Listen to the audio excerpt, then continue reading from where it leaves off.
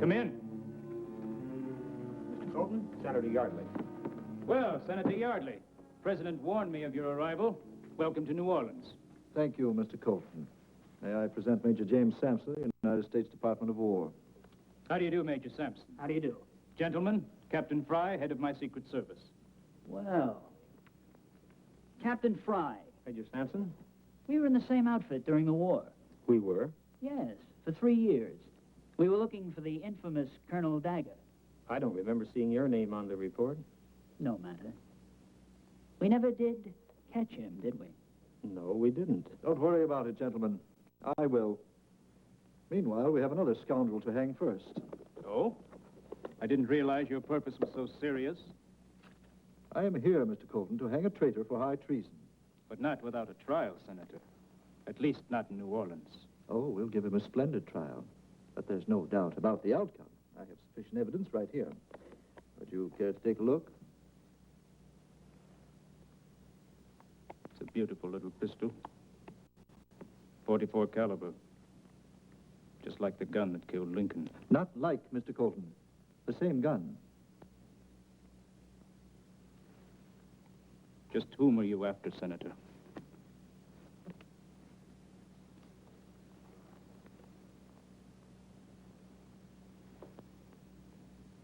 Do you know him? Yes, yes, I do. Excellent. Order his arrest at once. Senator, I do not take orders from you. I am responsible to the Secretary of War. Then his signature on that warrant should impress you. Would you mind telling me, Senator, exactly what your evidence is? I would mind very much. Order a courts-martial convened for Wednesday. But that's only 2 days off. I would have made it sooner, gentlemen. I'm here to hang a man, not to waste time. Captain, you will bring in Yancy Derringer. What? You heard me. Yes, sir. Thank you, Mr. Colton. Thank you for your cooperation and for being so cordial.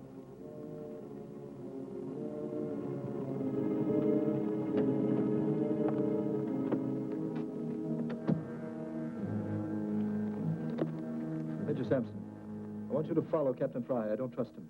Take some soldiers, make a public arrest. Senator, the administrator wouldn't dare allow Derringer to escape. Derringer's a hothead. He may have ideas of his own. If he attempts to run, shoot him down. It'll save us all a lot of time and trouble.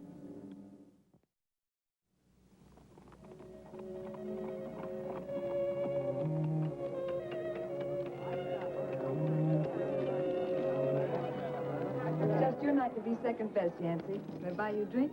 I can't afford to buy you one. Hello, Captain Fry. Derringer. I wouldn't stand too close to me tonight. Strictly hard luck, and it might rub off. It already has. Are you losing too? No, I have orders to place you under arrest. What have I done now? Let's talk about it away from here. Mind if I finish my drink? Not at all. Good evening. Good evening, gentlemen. Good evening. Major James Sampson, War Department. Is something wrong? I'm looking for a man named Derringer. Well, since you're not members, may I know your business? Official business, madam. He's over there. Yancy Derringer, Right here. you're under arrest. Under no circumstances try to escape. That's what they want you to do. Thank you, Captain. Let's go. Excuse me, Francine.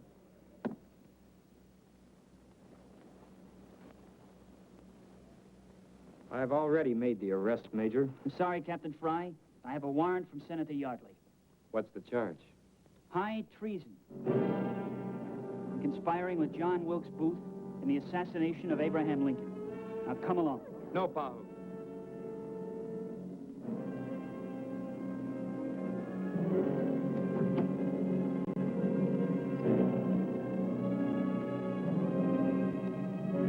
He's right, Pahoo. This is bad medicine. He can't escape it. It must be faced.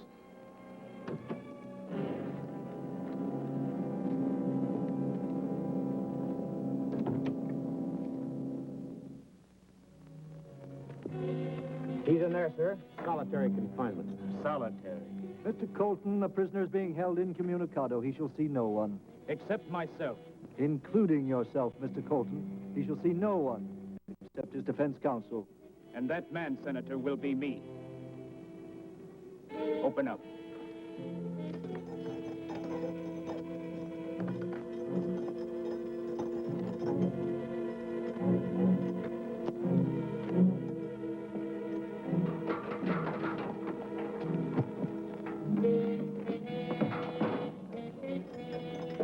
Hello, Yancy.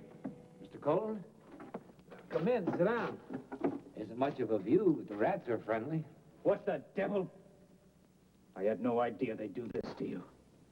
It isn't your fault. Somebody's certainly after my scalp. So much so it's frightening. His name is Senator Tyson Yardley, head of the High Crimes Commission of the Senate. He's after you as if it were a personal vendetta. Do you know him? I don't think so. He's right outside. Have a look.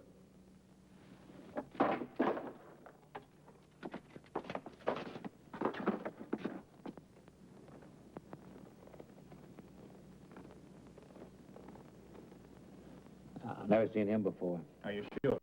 I'm positive. How's Pahoo? The guards call him the Pawnee Ghost. Wherever they turn, he's watching. He spends most of his time up in my office, watching down here. Oh? Don't let him get in any trouble, Mr. Colton. I won't. Now, let's get down to business.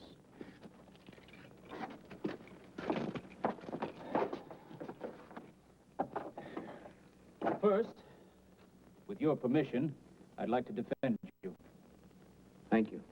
Well, never mind. Yardley refuses to disclose his evidence. Therefore, we will have to prove, beyond a reasonable doubt, that it was impossible for you to have been involved in any phase of that conspiracy. You hardly do. I don't think so. The charge is you sold the gun to John Wilkes Booth. 1, did you ever meet him? No. Good. The gun that murdered Lincoln was A the 44 caliber single-shot muzzle-loading Derringer made in Philadelphia, Pennsylvania, spelled with 1 R. My name is spelled with 2. No relation. Did you ever own such a gun? Yes. 2 of them. I see. You'd better tell me about it. For a present from my daddy. For the war. A birthday present he sent to Philadelphia for them. He said that no well-dressed poker player could fill a flush without them. Then Yardley undoubtedly has the record of sale from the files of the gunsmith in Philadelphia. Yes, undoubtedly. That may be just what we're looking for. If you still have the pistols, a matched pair, then it would prove conclusively that you couldn't have sold one of those to Booth. Fine. I haven't the slightest idea where they are. What? Well, did you carry them with you in the war? No. I left them at Waverly, and you know what happened in '61? They burned it and looted it. Everything was either lost or stolen. Yancy, we've got to find those Derringers. I'm in favor of it, Mr. Colton. Well, let's go on. Booth was smuggling contraband to Lee's army. He was operating in southern Maryland. You weren't in that area. Afraid I was. Tell me. Well, there was a northern trader. We only knew him as Colonel Dagger. He was in the War Department. We knew that much about him. And when he thought the South was going to win the war, well, he started telling us secrets. Union secrets. Big secrets.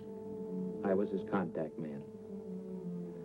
And I was in and out of southern Maryland from '63 on at the same time that Booth was there. Then Yardley has a beautiful circumstantial case against you. It's true. But I've got one thing in my favor. What? You.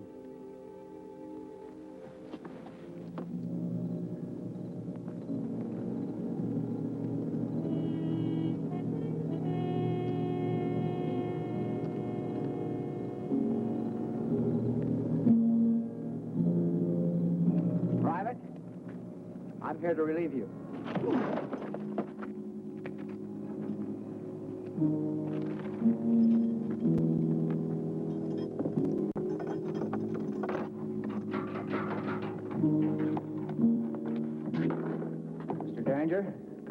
taking you out of here? Not me.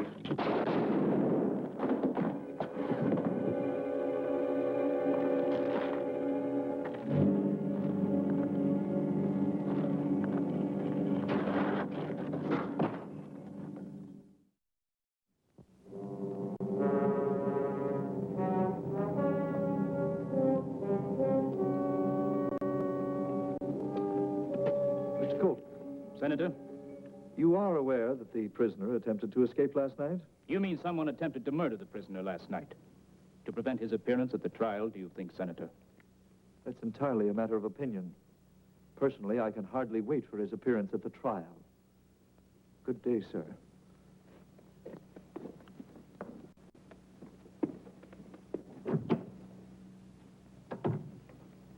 Obadiah, let's try once more. Yes, sir. Now, you do remember the brace of Derringers the Colonel gave Yancy for his birthday. Oh, yes, sir. They were brand new. Came all the way from Philadelphia in a box with Marsh Yancey's name on it. Good. Now, where did you see them last? Well, when I packed them in a tin tea chest along with these other things and dipped it in tallow. Where did you bury it? I didn't bury it. Didn't have time. The renegades were pillaging, so I just dumped it down the well. Well, You mean the well behind the house? Yes, ma'am. There was 20 foot of water in it then. Nobody could get at it. But there's just about 12 foot of water in there now. Old Paul and I go down the water and get that chest. Pahoo, do you understand? I'll see that he's guarded, Pahoo. I'll go with them. Pahoo! No matter what happens, don't try to help Yancy. It's no use telling him that, Mr. Colton. If you can't save Yancy, Pahoo will try. Madam Francine, I'm afraid he would die trying. I don't think that would bother him, Mr. Colton.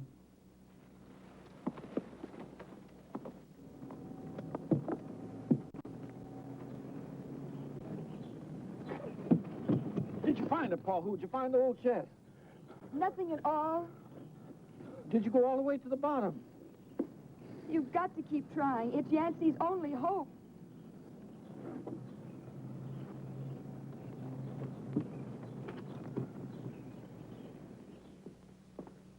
Mr. Colton, Francine! it's no use. Pahoo's been down through 12 feet of water. The chest isn't there.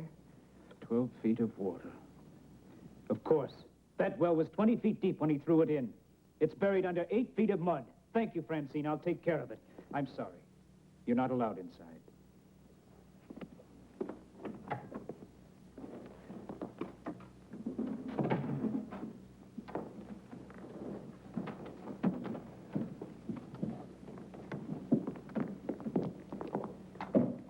Are you gentlemen ready to proceed? We are? Yes, sir.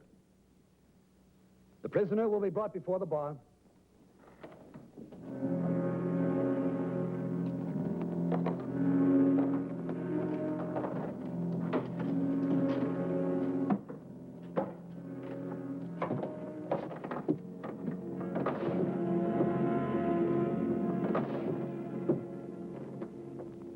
Gentlemen, this is disgraceful.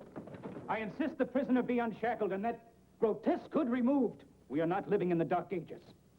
General, we are only doing what was done to the traitors in '65 when they were tried in Washington. This is not an inquisition. It is a trial. Mr. Derringer is innocent until proven guilty.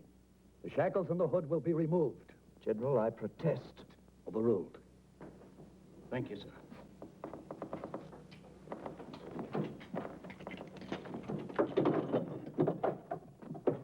Send a squad to Waverly. Tell them to pump out that old well. Dig down as far as they have to go, but find that chest. Yes, sir. Before I go, the records show that Mr. Derringer's the last person alive to have ever seen Colonel Dagger face to face. Meaning? Someone may want to make it, no man alive. I'll report, sir. Proceed, Major. The prosecution will prove beyond a doubt that Captain Derringer was in conspiracy with John Wilkes Please, Booth. the court. If the prosecution intends to prove that Mr. Derringer owned a brace of .44 caliber pistols, identical in make and model to the assassination weapon, we concede the fact. We'll also concede, in the interest of time, that Mr. Derringer operated in southern Maryland from '63 to '65, making contact with an informer named Dagger. Very well. Proceed. Thank you. We introduce as Exhibit A the Derringer that murdered Lincoln. No objection. We introduce as Exhibit B the diary of John Wilkes Booth, taken from his body at Garrett's farm on the day he died. Diary. There was no diary. Objection. We submit this diary to be true and authentic, as you can see by the attestation of the Secretary of War. The diary is to be marked Exhibit B. Gentlemen, gentlemen, I have here the sworn testimony of Colonel Everett Conger, given in the conspiracy trial on May 17th, 1865. Colonel Conger was in command of the pursuit of John Wilkes Booth. In fact, was with Booth when he died. He took the following articles from the body: a knife, belt, holster, file, pocket compass, spur, pipe, carbine, cartridges, and bills of exchange. There was no diary mentioned. General, that diary was purposely withheld from the trial for reasons of state. I see. Reasons of state. May I see it? Certainly. April 1314, Friday, the Ides. Until today, nothing was ever thought of sacrificing to our country's wrongs. For 6 months, we had worked to capture, but our cause being almost lost, something decisive and great must be done. Did Booth write this? He did, Mr. Colton. Then Mary Surratt should never have been hanged. By Booth's own admission, murder was never the plot until the very day he assassinated Lincoln. And on that day, he never met with Mrs. Surratt. This is irrelevant and immaterial, Mr. Colton. We are not here to retry Mary Surratt. Evidence was withheld, which would have saved an innocent woman. It is now suddenly revealed in an attempt to hang an innocent man. I think it's extremely relevant. This court's martial finds the diary authentic. There are pages missing in that diary. One has recently been found, General. It's in bad condition, but intelligible nevertheless. It was found on Garrett's farm, where Wilkes Booth tore it out and threw it away the night he was captured. It has been authenticated by experts. This paper will be marked Exhibit C. You'd better read this, Mr. Colton. March 4th, 1865. I rode hard this night to Port Tobacco to meet a brave Confederate courier, to whom I issued contraband. When he offered to pay, I informed him I was a patriot, and then, noting the beautiful little pistol he held, offered him $100 for it, which he took. How bizarre that this Captain Derringer should be so named for the gun I purchased from him.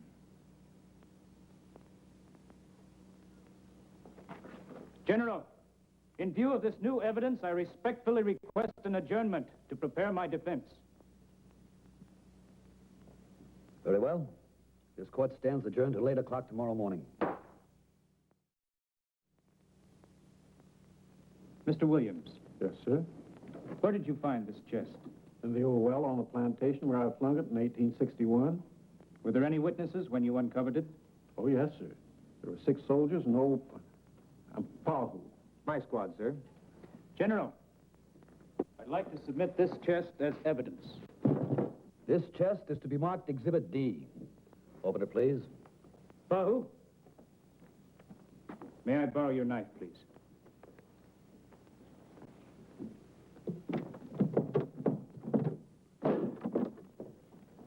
Thank you, Pahoo.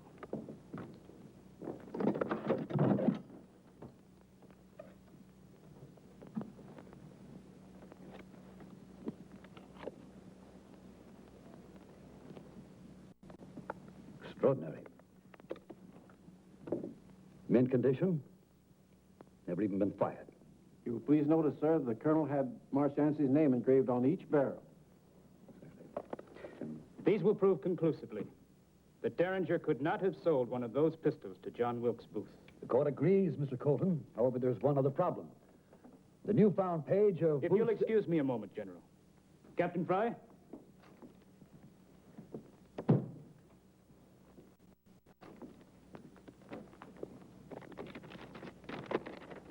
According to the diary, Derringer sold the pistol to John Wilkes Booth on March 4th, 1865. These Union records prove conclusively that Mr. Derringer was lying in a Union hospital badly wounded on March 4th, 1865. He escaped on June 17th, 1865. The prisoner will rise.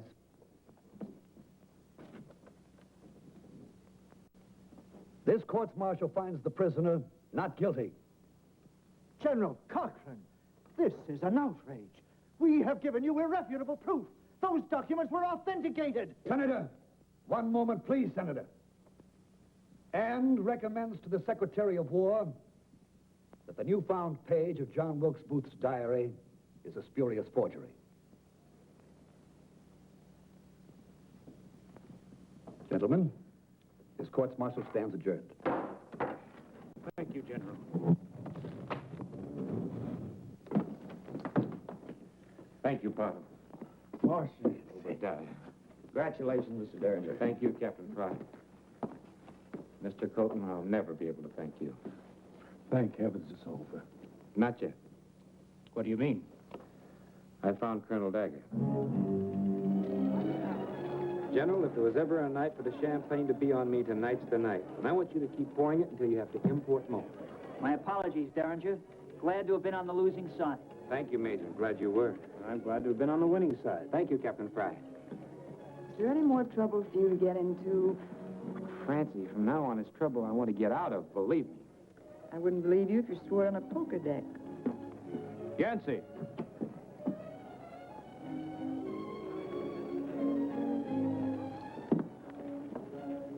There's one thing I'd like you to explain to me. You said you'd found Colonel Dagger. It couldn't be Major Sampson.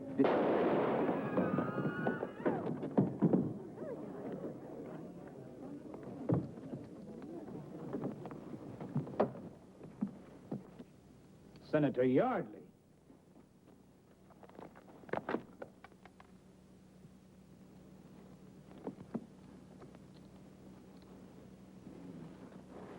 No, Yancy.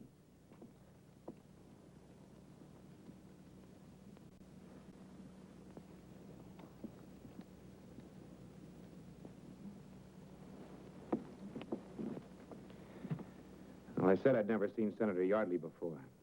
But I know that man. He had black hair and he was clean-shaven. That's Colonel Dagger. And since you were the last man alive who could identify him, he tried to get rid of you. And very nearly did. But how did you know? His voice. Just that. Mr. Colton, when you're behind enemy lines meeting a spy in the dark, the one thing that you never forget is his voice. I don't imagine he'll ever forget yours either. Gentlemen, the drinks are on me. Captain Fry, get that man to a hospital. A military hospital.